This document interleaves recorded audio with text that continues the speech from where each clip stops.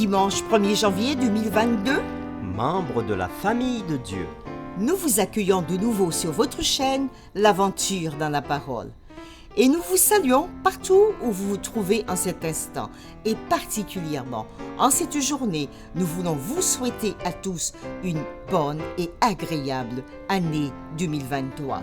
Oui, bonne et agréable année sous la direction de notre Dieu. Avec lui, tout au long de l'année, nous ouvrirons ensemble sa parole pour étudier les merveilleux thèmes qu'il a pour nous.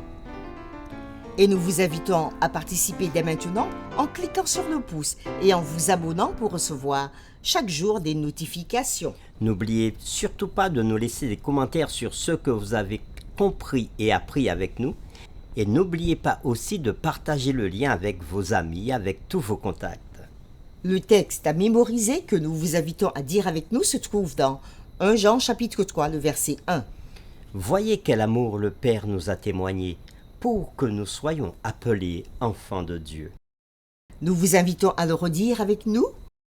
1 Jean chapitre 3, le verset 1. Voyez quel amour le Père nous a témoigné pour que nous soyons appelés enfants de Dieu. Qui fait partie de la famille de Dieu? Dans la famille de Dieu, qu'est-ce qui est disponible? Et quelle est la responsabilité de chacun des membres de cette famille? De la famille de Dieu, les héritiers du Père. Nous partageons nos biens, nos joies et nos fardeaux. Les réflexions de cette semaine nous aideront à répondre à ces questions. Et aujourd'hui, nous le ferons avec la séquence « Nous faisons partie de la famille de Dieu ». Nous lisons dans Éphésiens chapitre 3 les versets 14 et 15. « À cause de cela, je fléchis les genoux devant le Père, duquel tire son nom toute famille dans les cieux et sur la terre. » Quelle image évoque-t-on dans ce verset et quel espoir y trouve-t-on? Au début du ministère de Jésus, il déclara « Voici donc comment vous devez prier. Notre Père qui est aux cieux, que ton nom soit sanctifié. » C'est ce qu'il nous dit dans Matthieu chapitre 6, le verset 9. Plus tard, il répéta la même prière en privé à ses disciples dans Luc chapitre 11, verset 2.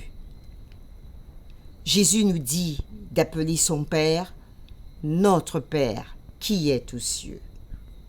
Quand Jésus avait rencontré Marie après sa résurrection, elle voulut l'embrasser. Jésus lui dit « Ne me touche pas, car je ne suis pas encore monté vers mon Père. Mais va trouver mes frères et dis-leur que je monte vers mon Père et votre Père, vers mon Dieu et votre Dieu. » Jésus l'a dit dans Jean chapitre 20, le verset 17. Puisque nous avons le même Père que Jésus, il est notre frère, et nous sommes tous frères et sœurs dans le Seigneur. Jésus devint membre de la famille terrestre afin que nous puissions devenir membres de la famille céleste. La famille du ciel et celle de la terre n'en font qu'une. Nous lirons le texte de Exode chapitre 3 verset 10, puis celui de Exode chapitre 5 verset 1er et après Galates chapitre 3 versets 26 et 29, et nous répondrons aux questions suivantes. Que disent ces versets sur la façon dont Dieu se rapporte à nous? Pourquoi cela devrait-il être si encourageant? Exode chapitre 3, le verset 10. Maintenant, va, je t'enverrai auprès de Pharaon, et tu feras sortir d'Égypte mon peuple, les enfants d'Israël. Exode chapitre 5, le verset 1er.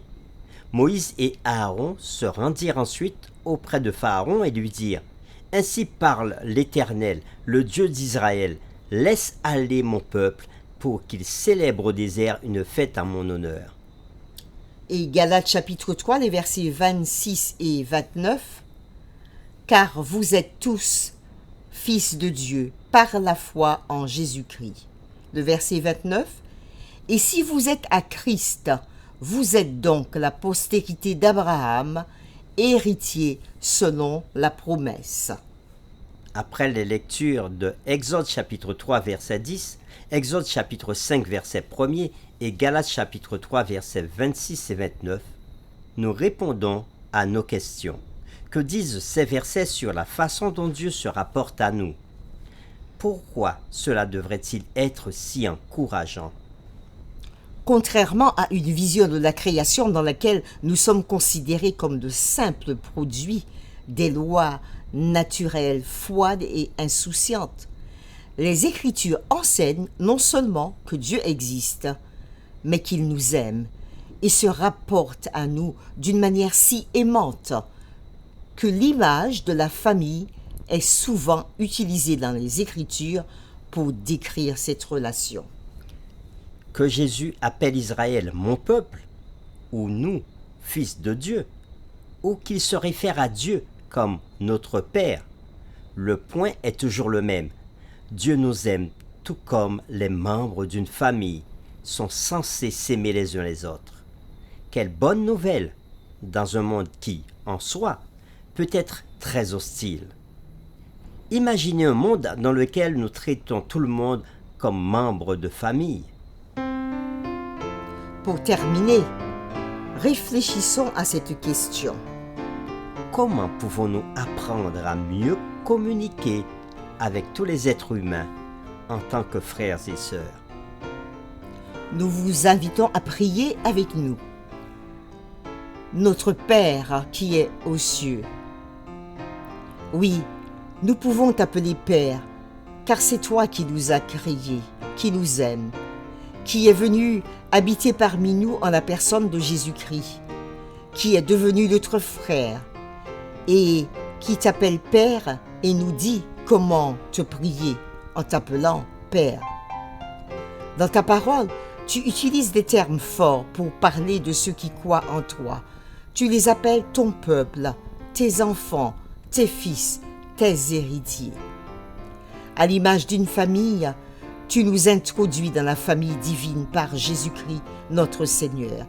Et nous fléchissons les genoux devant toi, Père, duquel tirent son nom toutes les familles dans les cieux et sur la terre. Et nous te disons merci.